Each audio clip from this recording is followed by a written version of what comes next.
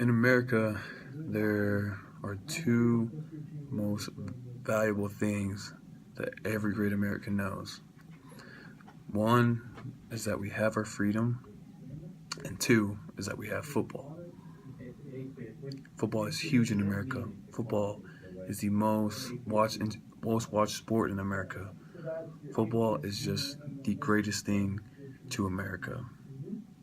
And with it being great, there comes one great state that continues to have that football mentality, that has that football religion, that football background, the football culture. And that state is none other than Texas. To Texas, football is a religion. It is their culture to sleep, eat, drink, play football. Everything they do revolves or has something connected with football. And with Texas, there's one of the most dominant and premier programs in Texas, which is none other than Texas A&M in Houston, Texas. Texas A&M being one of the most dominant and premier programs in the nation, there's a lot of things that come with that. Big time recruits, money, and wins. All these three things, the players should be treated like gold. The program should look like gold, and everything about Texas A&M should be great, or any big time program in the country. But that's where you're wrong. That's where people don't understand about college football or college athletes in general. That it isn't like that. In the year 2012, the Texas A&M Aggies raised in donations $740 million. That's 300 more million than they have ever made in school history.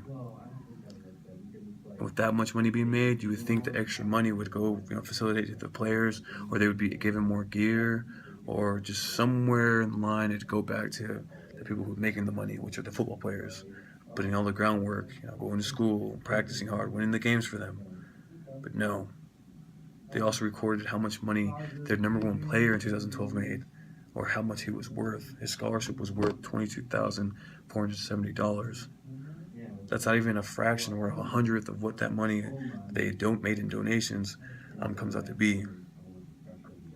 This is such a huge problem in today's society with sports, especially college football, is that the players aren't getting what they put in for all the hours, the sacrifices to their body, to their minds, and to school that they make. They do not reap any rewards but a little piece of paper.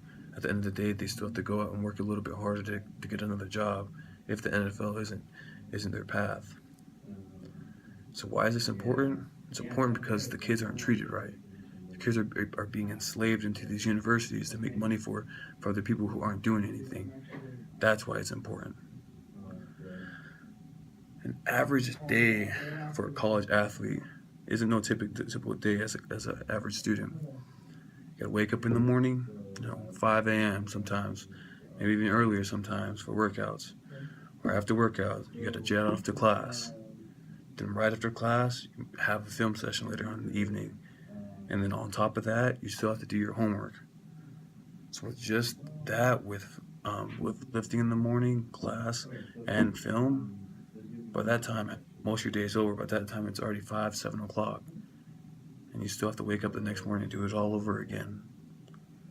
All over again. A recent experience that I had having my first year of college football was that I went through this process and, I felt burnt out. Burnt out to a point where I started showing up late to practice. When you show up late to practice, you start moving down the depth chart.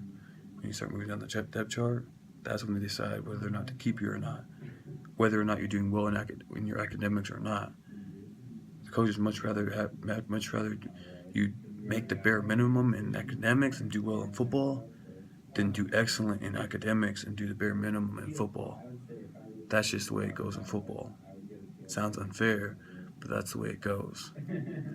Also with food, there's been plenty of times where I've seen myself or even my teammates not have enough food for, during the summertime when we need it the most for our off seasons, or even during season. right after class, or we just had a long day of class, don't have enough money to go get ourselves dinner, or even the married couples, they don't have enough money, because their wife had to use the money that they had. So it's things like this that just doesn't add up. That makes it so unfair. That brings me to my next point, which is money. Where is the billions of dollars that the NCAA, made with ESPN or Nike, or even just they made off of ticket sales? Where's the billions of dollars that they made? Where's it all going to? Only $1 million of it is going to our health insurance. That's health for 500 athletes plus. Like, it doesn't even cover every athlete in the world, in the nation of America. Where's the money going? All this money is supposed to go to the admin, to the coaches, to the people at NCAA. I mean, why does that make sense when we're the ones putting our bodies out? Some of us are having these humbling injuries that will humble us for the rest of our lives. Why is the money not going towards us to help us out? Instead, it's going towards the people, who are supposed to be above us when they're not. We're the ones putting in the groundwork. We're the ones sacrificing our body every day, losing sleep every single day to put food on their plates. That doesn't add up right. There are at least 30% of all college football players or even athletes that have had one or more concussions. This concussion issue has been a big issue in the sports in general, especially in college football. College football, if you're a big-time player and you get a concussion, they need you. They kind of look past it and they kind of find some edges to put you in. In one instance, especially here at BYU, Luke Staley was one of those people. Luke Staley was a big-time player. He won the Doak Walker Award, the best running back award, or best running back in the nation award.